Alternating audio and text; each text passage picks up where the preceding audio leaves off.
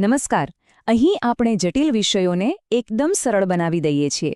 તો આજે આપણે વાત કરીશું ભારતીય અને ખાસ કરીને ગુજરાતની શિક્ષણ પ્રણાલીના કેટલાક જરૂરી ટૂંકાક્ષરો વિશે, એટલે કે શોર્ટ ફોર્મ્સ. હવે આ લિસ્ટ લાંબુ લાગી શકે છે, પણ આપણે જોઈશું કે આ ખરેખર શિક્ષકની પરીક્ષાઓમાં સફળ થવા માટેનો એક પાક્કો રસ્તો કઈ રીતે છે. તો ચાલો શરૂ કરીએ. આ આખી વાતને આપણે એકદમ વ્યવસ્થિત રીતે ગોઠવી છે. પહેલા આપણે નેશનલ લેવલ એટલે કે દેશના સ્તર પર શું ચાલી રહ્યું છે એ સમજીશું અને પછી ધીરે ધીરે એ સિસ્ટમ સુધી પહોંચીશું જે એક શિક્ષકના રોજિંદા જીવન પર સીધી અસર કરે છે. તો સૌથી પહેલા ચાલો એ રાષ્ટ્રીય સંસ્થાઓ પર નજર કરીએ જે આખા દેશના શિક્ષણનો પાયો નાખે છે. એમ કહી શકાય કે આ જ એ સંસ્થાઓ છે જે મોટાભાગના નિયમો બનાવે છે. સ્ક્રીન પર દેખાતા આ નામો શિક્ષણ જગતના મોટા ખેલાડીઓ છે એમ કહી શકાય. આપણે ફટાફટ એ જોઈ લઈએ કે આ દરેકનું કામ શું છે અને સૌથી અગત્યનું, આ બધી સંસ્થાઓ એકબીજા સાથે મળીને આખી સિસ્ટમને સરળતાથી કેવી રીતે ચલાવે છે. તો આને સમજવાની એકદમ સહેલી રીત છે. જુઓ, MHRD જે છે એ એક મોટું વિઝન, એક મોટી દ્રષ્ટિ નક્કી કરે છે. પછી આવે NCERT જે એ વિઝનને આધારે આપણા પાઠ્યપુસ્તકો તૈયાર કરે છે. અને છેલ્લે NCTE એ પાકું કરે છે કે એ પુસ્તકો ભણાવવા માટે આપણી પાસે સારામાં સારા ક્વોલિફાઈડ શિક્ષકો હોય. છે ને બધું એકબીજા સાથે જોડાયેલું, એકદમ ટીમવર્ક જેવું. હવે આ સ્લાઇડમાં એક બહુ જ રસપ્રદ કનેક્શન છે. જે NCF છે એટલે કે નેશનલ કરિક્યુલમ ફ્રેમવર્ક, એ NCERT દ્વારા જ બનાવવામાં આવે છે.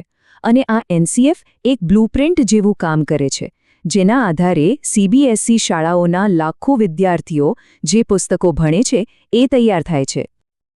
ઓકે, તો નેશનલ લેવલ પર શું છે એ તો આપણે જોઈ લીધું. હવે જરા ઝૂમ ઇન કરીએ અને આપણા ગુજરાત પર આવીએ. ચાલો જોઈએ કે આ બધી રાષ્ટ્રીય નીતિઓ અહીં આપણા રાજ્યમાં જમીની સ્તરે કેવી રીતે કામ કરે છે. હવે જે લોકો ગુજરાતમાં શિક્ષક બનવાનું વિચારી રહ્યા છે તેમના માટે આ શોર્ટ ફોર્મ્સ જાણવા ખૂબ જ જરૂરી છે.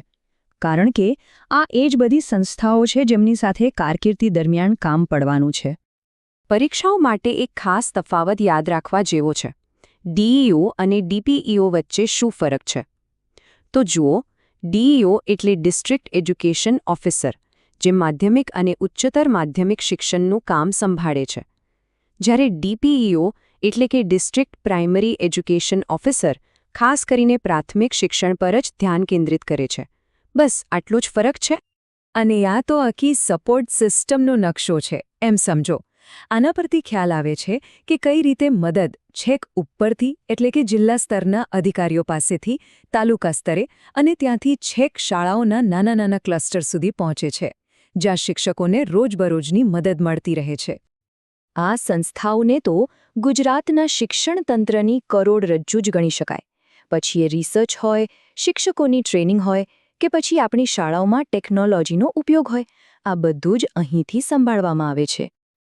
ચાલો હવે વાત કરીએ એ યોજનાઓની જે સીધી વિદ્યાર્થીઓ સુધી પહોંચે છે અને તેમના જીવન પર અસર કરે છે. આ બહુ જ અગત્યનો ભાગ છે. શિક્ષકો માટે આ યોજનાઓ બહુ અગત્યની છે, કારણ કે તેમને રોજબરોજ આ યોજનાઓ પર જ કામ કરવાનું હોય છે. આ માત્ર કાગળ પરની પોલિસી નથી, પણ ક્લાસરૂમમાં થતી વાસ્તવિક પ્રવૃત્તિઓ છે. હવે જે યોજનાની આપણે વાત કરવાના છીએ એ કદાચ આધુનિક ભારતીય શિક્ષણની સૌથી મહત્વપૂર્ણ યોજનાઓમાંની એક છે. શું કોઈને અંદાજ છે કે કઈ હોઈ શકે? એ છે SSA એટલે કે સમગ્ર શિક્ષા અભિયાન. આ એક ખૂબ જ મોટો અને વ્યાપક કાર્યક્રમ છે જેનો મુખ્ય હેતુ એ છે કે પ્રી સ્કૂલથી લઈને ધોરણ 12 સુધીના દરેક બાળકને સારું અને ગુણવત્તાવાળું શિક્ષણ મળે.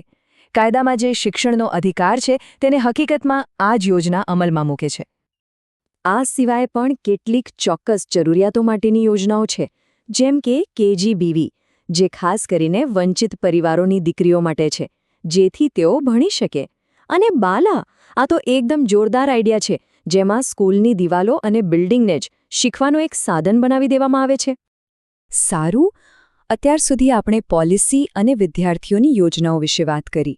હવે ચાલો ફોકસ કરીએ શિક્ષકો પર. એવી કઈ સિસ્ટમ્સ અને રિસોર્સિસ છે જે શિક્ષકોને તેમના કામમાં મદદ કરે છે અને તેમના પ્રોફેશનલ ગ્રોથમાં ઉપયોગી થાય છે? તો આ છે એ સિસ્ટમ્સ અને રિસોર્સિસ જેને આપણે શિક્ષકો માટેનું ટૂલકિટ કહી શકીએ. આ બધું જ શિક્ષકોને પોતાનું કામ વધુ સારી રીતે કરવામાં અને અસરકારક રીતે મેનેજ કરવામાં મદદ કરવા માટે બનાવવામાં આવ્યું છે. એડેપ્ટ્સ આ એક બહુ જ મહત્વનું કોન્સેપ્ટ છે. એ આપણને યાદ કરાવે છે કે શિક્ષક બનવું એ ખાલી ડિગ્રી મેળવી લેવા પૂરતું નથી, પણ આ તો એક સતત ચાલતી શીખવાની પ્રક્રિયા છે. આજીવન શીખતા રહેવું અને સપોર્ટ મેળવતા રહેવું એ જ આનો મુખ્ય વિચાર છે. આને એકદમ સહેલાઈથી સમજીએ. TLM એટલે કે ટીચિંગ લર્નિંગ મટીરિયલ. આ એ બધી વસ્તુઓ છે જેનો ક્લાસરૂમમાં ઉપયોગ થાય છે. TRP એટલે કે ટીચર રિસોર્સ પર્સન. આ એવા નિષ્ણાત શિક્ષક છે જેમની પાસેથી મદદ લઈ શકાય. અને DISC એ તો એક ડેટાબેઝ છે જ્યાં સ્કૂલને લગતી બધી જ માહિતી સાચવવામાં આવે છે. અને હવે છેલ્લે ચાલો એ ટોકાક્ષરો પર આવીએ જે સીધા શિક્ષકની કારકિર્દી સાથે જોડાયેલા છે, એટલે કે પરીક્ષાઓ, લાયકાતો અને જે ઓફિશિયલ પ્રક્રિયાઓ હોય છે એ બધા વિશે. જે કોઈ પણ શિક્ષણ ક્ષેત્રમાં જોડાવા માંગે છે અથવા આગળ વધવા માંગે છે તેમના માટે આ ટૂંકાક્ષરો જાણવા ખૂબ જ જરૂરી છે. તો જુઓ, TET કે NET જેવી પરીક્ષાઓ પાસ કરવી એ શિક્ષણ ક્ષેત્રમાં પ્રવેશવા માટે એક ચાવીરૂપ પગલું છે. અને એકવાર નોકરી મળી જાય પછી GR એટલે કે ગવર્મેન્ટ રેઝોલ્યુશન પર ધ્યાન રાખવું પડે, કારણ કે આ એ જ ઓફિશિયલ ઓર્ડર છે જેનાથી નોકરીને લગતા નિયમોમાં ફેરફાર થઈ શકે છે. તો ચાલો એક ઝડપી રીકેપ કરી લઈએ. આજે આપણે ખાલી શોર્ટ ફોર્મ્સના ફૂલ ફોર્મ નથી જાણ્યા, પણ આપણે આખી એજ્યુકેશન સિસ્ટમને સમજવાનો પ્રયત્ન કર્યો છે. છેક ઉપર રાષ્ટ્રીય લેવલની સંસ્થાઓથી શરૂ કરીને છેક ક્લાસરૂમ સુધી આ બધું એકબીજા સાથે કઈ રીતે જોડાયેલું છે એ આપણે જોયું. અને આ બધી ચર્ચા આપણને એક છેલ્લા સવાલ પર લાવીને મૂકે છે. હવે જ્યારે આપણે આ આખું માળખું સમજી લીધું છે તો એ વિચારવા જેવું છે કે આ સિસ્ટમમાં સાચું અને અસરકારક પરિવર્તન લાવવાની સૌથી મોટી તક ક્યાં રહેલી છે.